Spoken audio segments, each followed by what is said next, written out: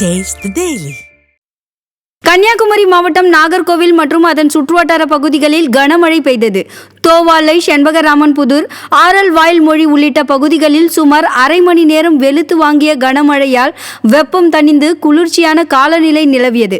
கடந்த ஒரு வாரமாக வெயில் வாட்டி வந்த நிலையில் தற்போது பெய்த கனமழை காரணமாக பொதுமக்கள் மகிழ்ச்சி அடைந்துள்ளனர். நாமக்கல் மாவட்டம் ராசிபுரம் அருகே தெருநாய் கடித்ததில் 3 பேர் காயமடைந்துள்ளனர்.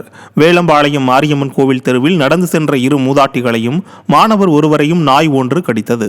இதில் காயமடைந்த மூவரும் அரசு மருத்துவமனையில் சிகிச்சைக்காக அனுமதிக்கப்பட்ட நிலையில் கடந்த சில தினங்களாகவே ராசிபுரம் மற்றும் அதன் சுற்றுவட்டார பகுதிகளில் நாய்க்கடி சம்பவங்கள் அதிகரித்திருப்பதாக மக்கள் குற்றம் சாட்டுகின்றனர். எனவே நிர்வாக திறனற்ற ஸ்டாலின் அரசின் மாவட்ட நிர்வாகம் உடனடியாக நடவடிக்கை எடுத்து தெருநாய்களை கட்டுப்படுத்த வேண்டும் என பொதுமக்கள் கோரிக்கை விடுக்கின்றனர். அரியலூர் மாவட்டம் செந்துறை அருகே கதண்டுகள் கொட்டியதில் 22 பேர் காயமடைந்தனர். வஞ்சனபுரம் ஏரியில் 100 நாள் வேலை வாய்ப்பு திட்டத்தில் வேலை பார்த்து கொண்டிருந்த போது மரத்தில் இருந்த கதண்டுகள் கொட்டியதில் 22 பேர் காயமடைந்து செந்துறை அரசு மருத்துவமனைக்கு சிகிச்சைக்காக அழைத்து செல்லப்பட்டனர். மேலும் 4 பேர் மேல் சிகிச்சைக்காக அரியலூர் அரசு மருத்துவமனைக்கு அனுப்பி வைக்கப்பட்டனர்.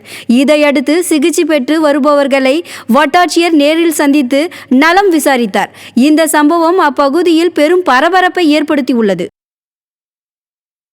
சிவகங்கை மாவட்டம் காரைக்குடி அருகே மயானத்திற்கு செல்லும் பொது பாதையை பூட்டி வைத்ததால் அப்பகுதியினர் போராட்டத்தில் ஈடுபட்டனர். காரைக்குடி அருகே உள்ள குளப்படி கிராமத்தில் மயானத்திற்கு செல்லும் பாதையில் உள்ள வயல் பகுதியை கைலாசம் என்பவர் விலைக்கு வாங்கியுள்ளார். மேலும் வயல் முழுவதும் வேலி அமைத்து பொது பாதையிலும் கேட் அமைத்து பூட்டி வைத்துள்ளார்.